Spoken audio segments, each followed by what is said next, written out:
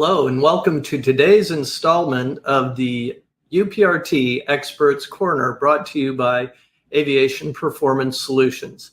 My name is Randall Brooks. I'm the Vice President of Flight Operations here at APS, and I'm happy to talk with you about today's subject on UPRT and the increasing pilot shortage. The UPRT Experts series was put together to try and shine a light and bring an awareness on a variety of different aspects and perspectives of upset prevention and recovery training. Our purpose at APS is we help pilots bring everyone home safely, and we do that through a variety of means, through our on-aircraft training, through flight simulation, our online video courses and academy, and through some exciting new adventures in virtual reality. But certainly our UPRT Experts series is one of those ways that we can further our purpose by increasing awareness and aviation safety. Now, sometimes we enjoy the opportunity that we have to look at upset prevention recovery training on a regular daily basis. It's the focus of what we do. But, in a lot of different work situations, you can find yourself in a bubble. And one way to get outside of that bubble is to work and collaborate with others in industry that may have a different view, a different viewpoint, different perspective. And that's exactly what we do through the UPRT Experts Corner. Now, if we look at the aviation industry and trends that are going on today and that we hear about regularly, certainly at the top of the list has to be the pilot shortage. There's never been greater hiring at major airlines. Corporate business operations are having a difficult time finding pilots. We're increasing the pilot throughput at a variety of flight schools that are expanding their enrollments. We're going to find pilots making their way from the Archer or the 172 to air carrying passenger operations at a greater pace than what we have seen in the past. And so we thought it was a great opportunity, a great time to ask how upset prevention and recovery training could come to play in helping to serve this pilot shortage, and different ways or avenues that it might play a part in what we see going on. So we found ourselves a speaker to talk with you today that has a great range of background, give them great credibility to speak to this in a lot of different ways. Our guest speaker today is Dr. Dan Boedigheimer. Dan is the CEO and a founding partner in Advanced Aircrew Academy. Dan's held positions as an FAA aircraft program designee, pilot proficiency examiner, check airman, instructor pilot, flight standards manager, and training manager for Part 135. Air carriers. He holds an airline transport pilot certificate with over 5,000 hours of flight experience in business jets. So Captain Dan also holds a bachelor degree in aviation management from Minnesota State University, a master's degree in aviation safety from Embry-Riddle Aeronautical University, and a Ph.D. in aerospace science from North Central University. So with his PhD, that means that Captain Dan is also Dr. Dan. So I don't know if we should refer to him as Captain Doctor or Dr. Captain, but in any case, like APS, Dan is very interested in giving back to his community and to the folks that have helped get him to where he is. This is evidenced by the fact that he is the lead for preventable accidents team in the National Business Aviation Association's NBAA Safety Committee, the International Business Aviation Council's ISBAO Standards Board training subject matter expert, and a reviewer for the Embry-Riddle Journal of Aviation, Aerospace Education and Research. So with that kind of background and with all of the different industry connections and working groups that Dan has been a participant in, it certainly is going to be interesting to hear his perspectives on UPRT and the increasing pilot shortage. Thanks for speaking to us today, Dan. Well, thanks for that introduction, Randy. I appreciate it. When we're talking about the increasing pilot shortage and upset prevention and recovery training, let's first look at, why we're in this pilot shortage to begin with. And although there's, quite a few factors that lead to that, the leading factors from my perspective were the slowdown because of COVID. And after we realized, this COVID thing wasn't just going to be a few week thing, companies began to look at their viability and how they were going to survive this downturn. And we saw increased pilot retirement during this time. And I want to say it was more of a V-shaped return in demand than a typical U-shaped return in demand. That as soon as we begin to think, well, we can travel with this COVID thing, the demand rapidly rebounded. And because of this pause in travel, whether it was personal travel or business travel, there was a lot of pent up demand to get out there and fly, which was great to see. But that's really, what is leading towards what we're calling this increased pilot shortage, as well as now we're feeling the ramifications of this 1,500-hour rule in hiring of airline pilots. So this isn't new in aviation, that when we create new rules, when there's a perception that we're not properly self-managing the risk associated with flying. And these new rules can create unintended consequences, particularly when it's not our industry creating the solution. And so this is what happened after the Colgan Air Flight 3407, the Q400 crash in Buffalo, New York in 2009. 4 years after this accident, Congress forced their own solution upon our industry based upon the perception that the operator and the FAA were not doing enough to keep the public safe from inexperienced pilots making these bad airmanship type decisions. However, their solution of a minimum of 1,500 hours of experience before getting hired didn't replicate what the issues were in this accident. Both of these pilots had far more than 1,500 hours. And Congress simply put lipstick on the proverbial pig of aviation. And those who had little knowledge or experience of aviation looked at it and said, yeah, a minimum time requirement to get hired at the airlines. Yeah, that sounds like it'll solve the issue that we had, and considered it a win. However, us in the aviation industry looked at it and said,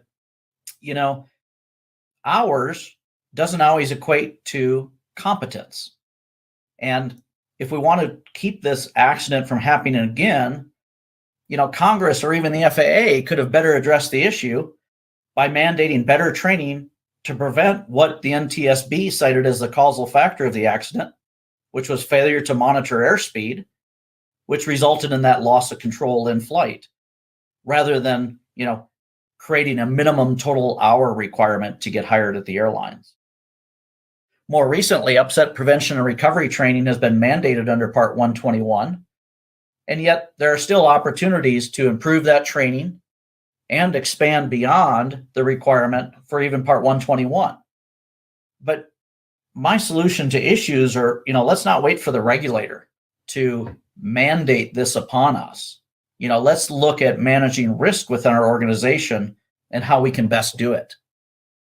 And so I'm going to look at this increasing pilot shortage in looking at it both from the perspective of less experienced aviators join our industry, this next generation of pilots, as well as what can we be doing for captains, and sharing some of my experiences from being an instructor and evaluator in being able to manage this risk. So my experience back in 2004, when there was a similar high demand for pilots, was organizations like the one I was flying for began to reduce the requirements for hiring. And this 1,500-hour rule has been around, like I said, for almost a decade so far. But we always were hiring at a much higher level of experience. And it's now, as this pilot shortage comes into play, we begin to approach this 1,500-hour mark, or even wanting to hire with less experience, so we can get the number of pilots we need to run our organization. But after reducing those requirements within the industry in 2004, I remember the statement I always used to say is, we only get bad pilots when we need pilots bad. And what I mean by that is when we reduce those requirements, we're allowing people in with lower minimums, and whether those minimums are age, maybe education, maybe it's a college degree, not requiring that, experience level, total experience in jets, perhaps, experience as a captain, or maybe we're allowing people with previous check ride failures or multiple check ride failures or enforcement action on their record to get hired because we just need pilots bad. But the key to risk management there is looking at how do we compensate for bringing pilots in with less experience or less requirements related to what we had before when we were successful at bringing pilots in and getting highly qualified individuals to come fly for our aviation operation.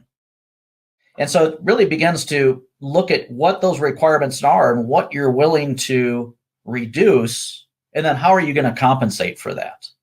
So if you're going to say, I'll hire someone with less experience or without that college degree, maybe there's a professional development program to say, what does a college degree do for me anyway? Well, maybe it trains you about workload management. Maybe it teaches you better how to learn. So maybe you're better prepared to come into a type rating school to get that initial training for the organization or for the aircraft. And maybe I need additional training to help bridge that if I don't have that college education or learning how to learn. Maybe we need more oversight or more skill development. And so it's that trade-off of we reduce the requirements, but how am I going to compensate for that? So as a manager, I think, how can I accelerate airmanship? What tools do I have to increase or accelerate airmanship for these less experienced aviators coming to join our organization? And I look at, what's the low-hanging fruit here? And if I look to, safety auditing organizations or insurance underwriters, they're both saying upset prevention and recovery training is something that they see accelerates airmanship. So I've seen safety organizations reduce minimum times for audit standards for those organizations that do upset prevention and recovery training, as well as insurance underwriters actually funding the upset prevention and recovery training because of the value they see in managing risk within the organization. So I think that upset prevention and recovery training is certainly that core skill, something that can bridge that gap between somebody coming in with less experience and trying to replicate that in saying, I want this person to maintain that same level of competence as what people were coming with more experience previously. And then from the pilot perspective, how do I bridge that gap? I know a few pilots that have received their commercial certificate, 250 hours. And how do I bridge that gap between there and 1,500 hours where I can be hired at an airline or be competitive for other jobs? Well, loss of control in flight isn't specific to air carriers, business aviation operations. Certainly these opportunities, these jobs that are available at lower time, like flight instructing, maybe it's pipeline patrol, maybe it's flying skydivers, whatever that job is, or a light general aviation aircraft in a business aviation environment. All of those things, all of those jobs still have the number one fatal accident of being loss of control in flight. And the solution being this upset prevention and recovery training. So I see it as, an opportunity to open some doors, put you at a more competitive hiring advantage, or even when experience begins to increase, makes me more competitive for a job with less flight time experience in and of itself. So now let's shift gears and look at what can we be doing for the captains at these organizations where we've got less experienced aviators coming into it. And I remember back to Jay Palm. He's somebody I have up on a pedestal as far as emulating professionalism and emulating what, in my opinion, that not perfect, but nearly perfect pilot is. And the story is about Jay. He was, as an instructor, doing initial operating experience with someone, not unlike this time of this pilot. It was this first week in a jet, had flown turboprops previously, as well as come up, via light piston aircraft. So first week in a jet, first time in an air carrier environment. And there they are flying at 38,000 feet and had a dual engine flameout. And this was back in 2005. The challenge, unlike the previous dual engine flameouts that happened in this aircraft, is they descended into icing conditions, exacerbating the situation of the fan blades not rotating and not being able to get the engines restarted. And they dead stick landed with 1,200 foot overcast skies and 3 miles visibility and rain in Jacksonville, Florida. And how can that crew be successful? What are the skills that they had that made them successful, and how can I emulate that? Because what a challenge, flying with somebody new first week in the aircraft, and this crew was able to pull off a dead stick landing in Jacksonville, Florida after a dual engine flameout. I mean, wow, what skills do they have? And I remember, afterwards here, Captain Sully had that dual engine flameout. And one of my favorite quotes from him was, you never know upon which flight your career will be judged. So it doesn't matter if it's that pilot's first week in the airplane or it's their, 800th week in the airplane. What flight is going to provide that career challenge that your skills are going to be dependent upon judging your career? So the first step towards getting those skills, replicating the skills of that instructor pilot, of that Jay Palm. There's a couple of programs out there already. In Part 121, they have a mentorship program. And under Part 135, there's a professional development program. And both of those programs, I think, made me kind of wonder, because you look at the requirements for them, and it's not about compensating for less experience in that new aviator coming in, but it's how can we better develop a captain to be able to fly with these new pilots? And I think is critical for onboarding that next generation of aviators. And a lot of it is pulled out of developing an instructor pilot or a check pilot. So the same skills, the same training program for developing these check pilots and instructors are critical to all captains to be able to fly with less experienced aviators.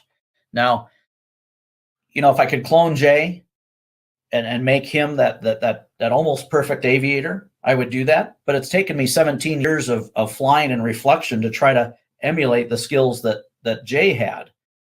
But those skills for those dual engine flameouts, those once in a career events, and 99.99% of us are never going to have that need that dual engine flameout skill, right? But I remember Jay in the descent when his pitot tube got frozen over because the pitot heat was not on the emergency bus that was on as they descended down. Analyzing that and discussing that with other pilots, is super complex and really at the Ph.D. level of flying. And let's look at what we can be doing today, next week, next month, and look at, how can we walk before we can run, and to do that, I come back to, what's the number one fatal accident in aviation across all segments right now? And it's that loss of control in flight. So the upset events occur so much more frequently, or these precursors to upset events, that it becomes this core skill early in somebody's career, as well as for captains today. And it's not about looking at what is the regulator mandating upon us. It's how can I manage risk within my organization to help airmanship development of these new pilots, as well as my captains who are going to be flying with these new pilots. I also look back to, shortly after this time, 2005, 2006-ish, where we had a lack of simulator availability. So in the Part 135 world, we have to do check rides annually, which we're doing associated with training and a check ride. And then at the 6-month point, captains had to come back for another check, which typically is conducted in the simulator, as well as a 299 ride, a route check in the aircraft. And so with this lack of simulator availability, which is exactly what we're seeing today, we chose to do these 6-month checks with the captains in the aircraft rather than the simulator. And there were some lessons learned from that I think we can learn from today still. And it wasn't a cowboy move of let's go get this done at any cost. We can't get that sim time, so go hop in the airplane and do it. we had a very robust change management process to consider the risk of conducting check rides in the aircraft and the profile we would do and what events we would, how low we would simulate them and how we would simulate engine failures and of the such. But one of the unintended positive consequences of doing check ride in the aircraft was seeing the skills that simulators don't replicate well.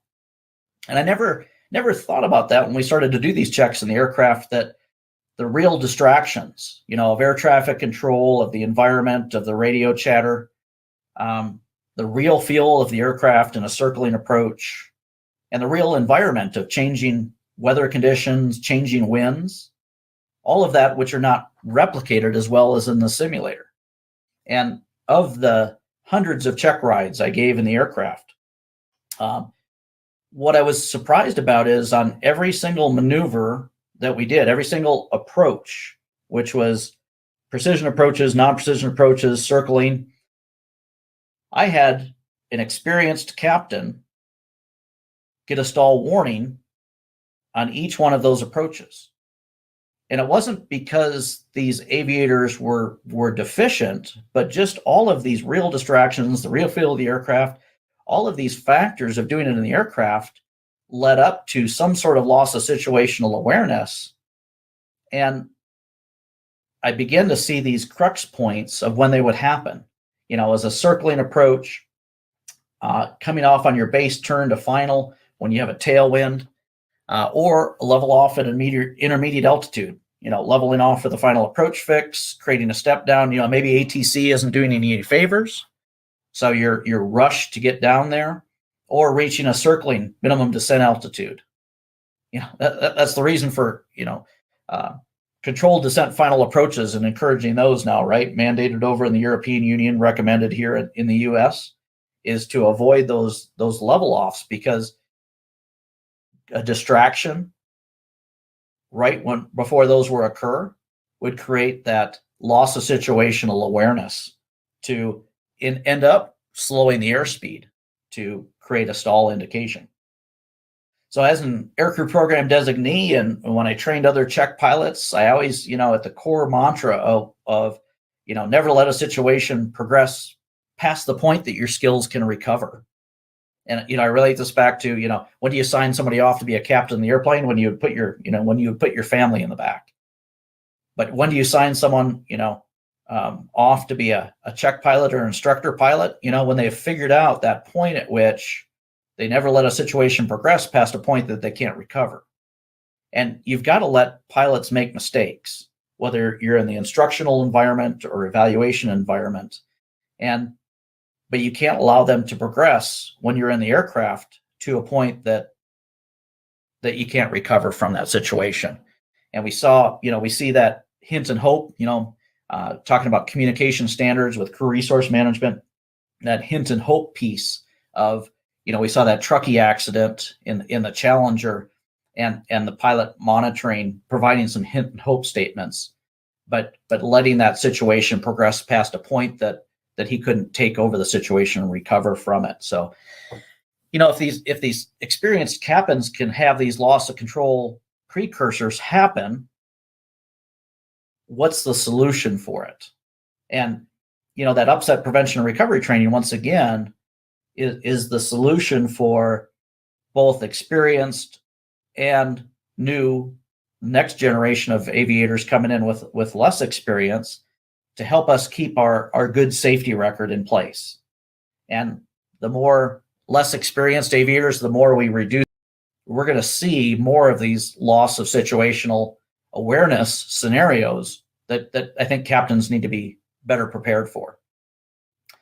And in talking about the lack of simulator availability that we're seeing now as well, outside of the airline's advanced qualification program, AQP, the standard check ride or training that we go to is very rote. It's very event based, and we get a lot of complaints about it's the same thing over and over again. And I'm not really learning from what the trends are going out there in the industry. And that was the exact reason for the advanced qualification program under Part 121, which was instituted years ago, but hasn't evolved to the Part 91 world or even though it's available in Part 135, not widely used there at all. So we can look at, for those companies that, manage risk by saying, we're going to go train in the simulator every, 6 or 9 months versus the 12-month requirement. Maybe now with a lack of simulator time, instead of going to the simulator that every 6 or 9 months, maybe we trade off, do the simulator 12-month point, and substitute a upset prevention and recovery training for that next sim event. And that allows us to increase our airmanship skills, help us better prepare for situations, that not letting a situation progress past that point of recovery, not recognizing you've crossed that one-way decision gate, and give the pilots more skills to be able to combat this number one fatal accident item that we're seeing today in aviation. So I'm excited for your questions, and I'll turn it back over to you, Randy.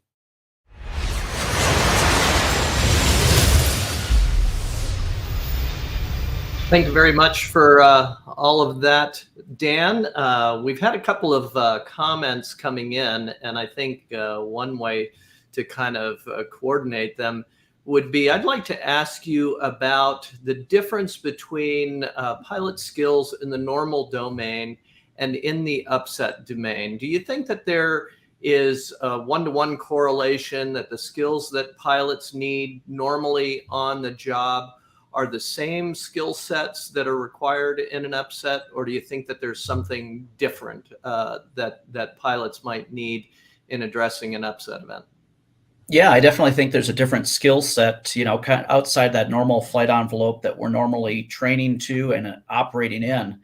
None of us have a plan to get over 60 degrees of bank or 20 degrees nose up or down. And it's not going to be, it might be a once in a career, a couple times in a career that you find yourself in a wake turbulence event or, some sort of event like that. And you need to be able to have those immediate skills to recover, because they're generally a low altitude phenomenon. And you need a different skill set to be able to do that. And I saw in the comments, somebody said, they're an advanced UPRT instructor, and UPRT doesn't address CRM, attitude, those type of things. And I totally agree. But, this is one more piece of that airmanship puzzle to fit into those other core programs that have already proven to be successful training programs, and having us learn our aircraft specific, learn our company procedures, and, learn those basic flying skills.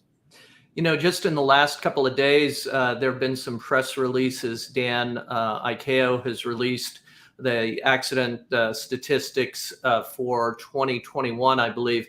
And again, this is just for the airlines, but it showed that loss of control in flight was the leading cause of fatalities, pretty much the way it has been. And so I think what we see is, while we may be better at training pilots today in the normal domain than we ever have been, there may be a little bit of a gap there in how we prepare pilots for the upset domain, because there are certainly skill requirements and knowledge requirements in an upset that are counterintuitive. That, I fly with a lot of pilots with thousands of hours that don't understand, well, why do we need to roll fast all of a sudden in an upset event? And it's because, beyond 90 degrees of bank, their lift vector is pulling them towards the ground. And we need to get that oriented quickly. When we're normally flying, we use the lowest amount of roll input we need to keep the folks in back comfortable and be good to the aircraft. So there was a good question our friend Philip Adrian posted about experience and competence. And so, if we agree that there is sort of a different skill set that's required, and because you've done a lot of work as an examiner, what clues do you have in looking for competency for pilots when it comes to an upset? Is that something that we can assess in a simulator, do you think? I think that it could be taught in a simulator for sure. The question is the simulator set up to be able to replicate what's actually going to happen in the airplane? And there's some simulators in the last 5-7 years that have begun to be adapted to be able to handle this outside the normal flight regime actions to it. But I think that tactile experience of doing it in the aircraft certainly adds more value. And then I think the simulator is a good way to replicate your specific aircraft type and apply those skills to it. So in my opinion, that hybrid approach would be the best approach, from and incorporate with academics in the aircraft, in the sim. And I'm excited to try your virtual reality out soon to, see how that can be integrated. Well, since you brought up the aircraft, Dan, we've got a question from Ronald Vanderput, who asks if any 121 operators in the U.S. are using practical UPRT in small aerobatic aircraft as part of their training program. And I'll go ahead and answer that because here at APS, we work with both Delta Airlines and United Airlines to provide training to subject matter experts for all of their fleets of aircraft. Now we do a train the trainer program, so we provide that training in the actual aerobatic aircraft to their instructors so that they get those missing human factors elements. And you spoke very well, very eloquently about the difference between the simulator and what takes place in the real world. And that's the only way that we can give some subset of their instructor cadre the actual human factors in the domain that an upset would occur in flight, so that they, as they lay out the training for their line pilots, they can make sure that it is accurately depicting and covering those differences. And we just got done doing some training like that with Fiji Airways as well that we'll be announcing soon. So there was another question here. And I'd love to try and pronounce your name, but it's a little bit difficult. But it says, what is the percentage of actual upset cases due to external factors not attributed to in-cockpit pilots? And is there a list of what the leading cause is? So there's three causal factor areas for upsets. It's either environmental, and that can be wake turbulence, thunderstorms, things like that in the environment that pilots are operating in. Systems failures, and the 737 MAX accidents would be a case of that. And then the pilot contributing to the causes. So unfortunately, the largest batch of those three is pilot causal factors. And we do know from studies that the largest factor in all of that is stalls. And I think that's kind of surprising to a lot of pilots because they think that they do stall training on a regular basis, but what they're actually doing is approach to stall training. And I think you talked a little bit about that, Dan, that we learn in the simulator to recover at the first indication of stall, which is certainly how we want to do that. But in some of your training, you found folks that occasionally got distracted and got a little bit beyond that first indication. And so did you ever have anybody stall the aircraft while you were doing training in the aircraft? No, not a full stall for sure. The flight profile for an examination is, very low to the ground. We might do some higher altitude stuff in the teens, but certainly most of it is conducted there. And part of the risk management from conducting any training in the aircraft, like I mentioned, was knowing that point you let someone go to before you recover. So, we wouldn't let it ensue into a full stall or anything like that in those lower altitudes on those approaches. But, I felt comfortable with the experience and training I had to let someone progress to a point where I would make the airspeed call. Airspeed is hitting below ref, give them an opportunity to respond to that verbal command to recover. But maybe they're even so distracted and have to kind of process and think through that information before they react that it could go to that first indication of a stall. But it certainly, if it progressed anywhere past that, then I would intervene. I don't know if you've been looking at some of the comments and where a lot of people called in from, Dan, but it's a very international audience that we have today. And so not surprisingly, we have a question regarding EASA. And so a lot of people in the US might not be aware that EASA has instituted an on-aircraft UPRT requirement for 3 hours of flying in the actual aircraft. That's being replicated, that mandate, by some folks in other parts of the world. We have seen the beginning of that, and unfortunately, as it was rolled out in that particular, the EASA 745.alpha regulation, it falls a little bit short of being comprehensive. It's certainly a step in the right direction. It's beyond any on-aircraft training that we have in the U.S., but there are places that have begun to kind of address what it is that we've been talking about today. Let's take another question here, Dan, from a LinkedIn user that says, what more can I do as a first officer type rated on both 737 and A320 regarding UPRT and crew resource management, except the minimum required training? And also, what is the most common mistakes pilots do in the sim while doing the UPRT exercises? Thank you. Do you have anything that you want to offer on that first, Dan, before I take a stab at it?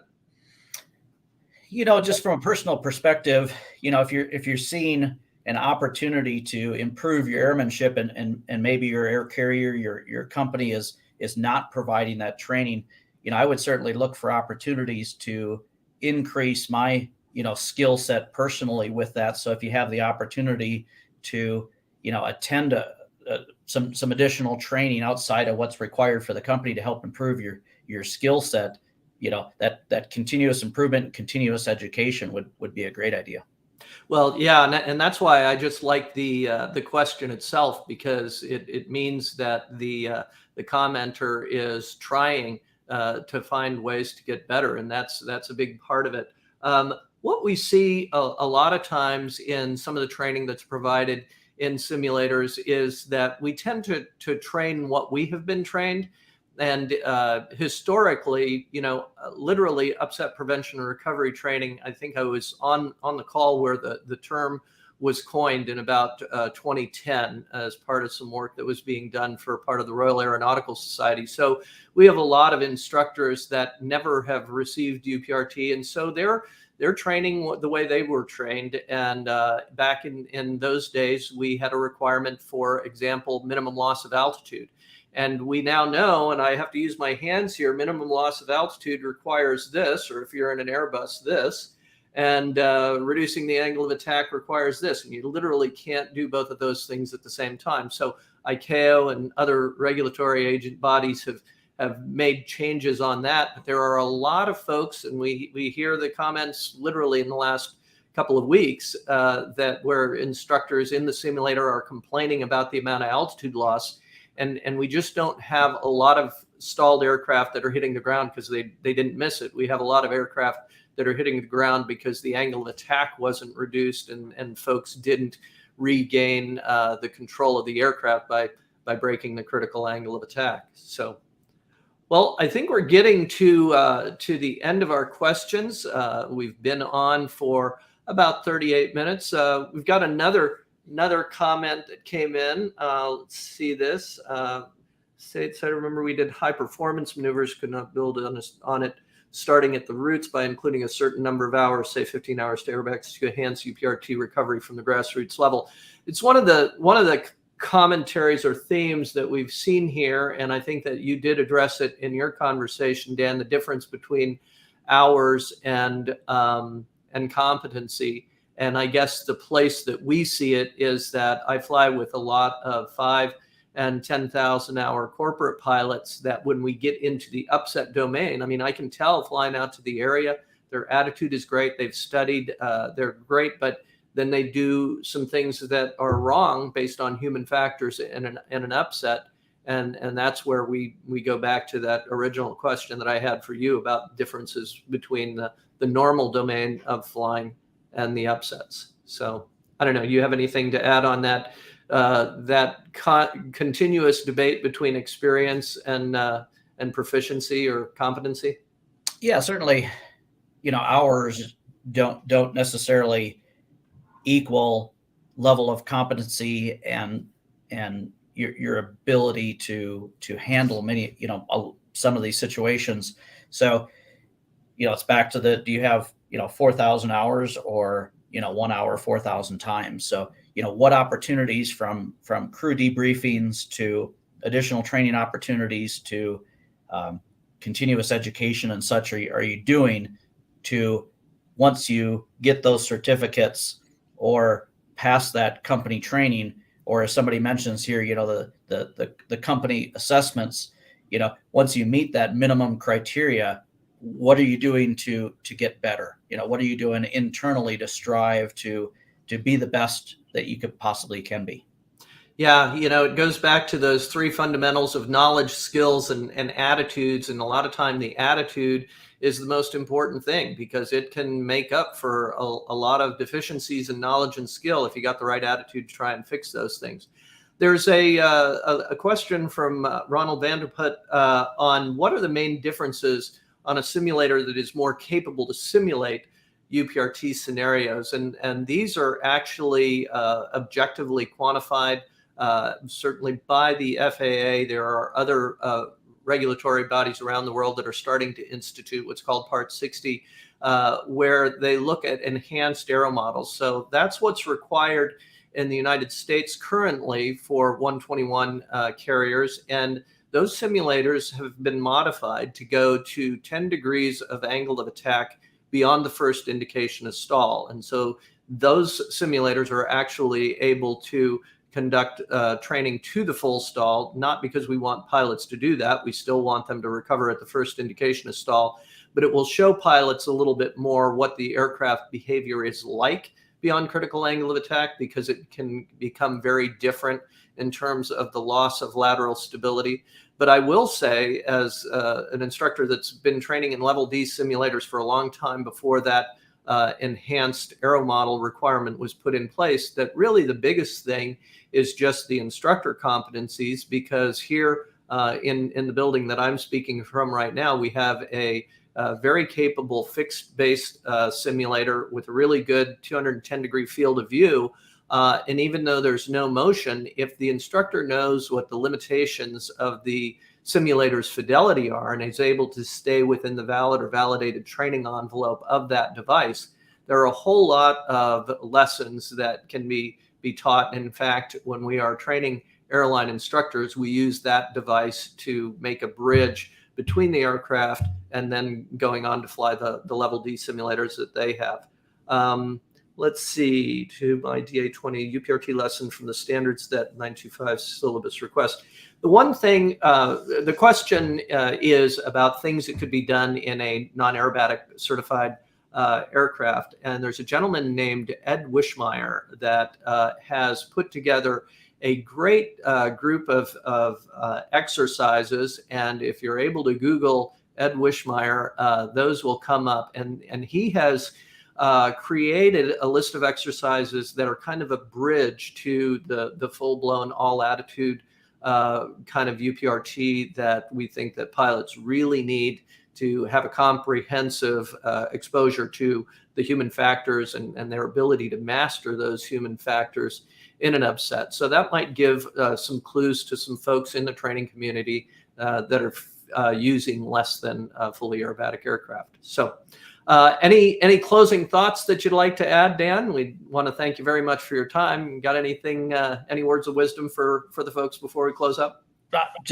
No, I appreciate the invitation. It was great to hear your perspective, Randy, and I loved the comments and questions that came in, and it certainly was a worldwide view of the issue at all levels of aviation. So very thought-provoking comments and questions, and I appreciate everybody tuning in.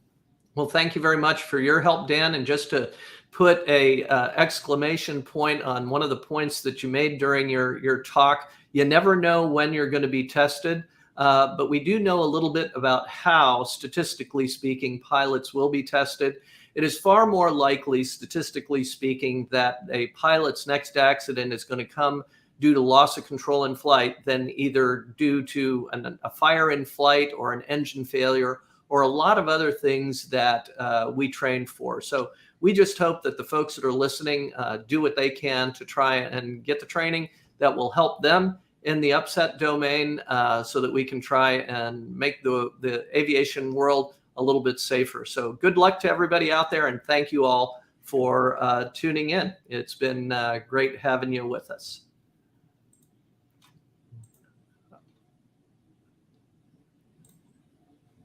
And